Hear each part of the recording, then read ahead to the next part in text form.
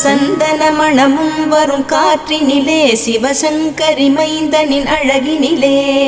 பார்த்து மகிழ்ந்தேனே கண்களிலே அவன் பாதமும் பணிந்தேன் பக்தியிலே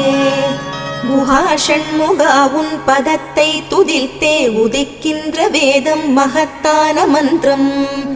அகம்பொளிருகின்ற சுடர் உந்த நாமம் தரும் இன்பமெல்லாம் கடம்பா கந்தா மனம் பாடுகின்ற துதிப்பாடல் எல்லாம் குறை ஒன்றும் இல்லாத உன் பாடலாகும்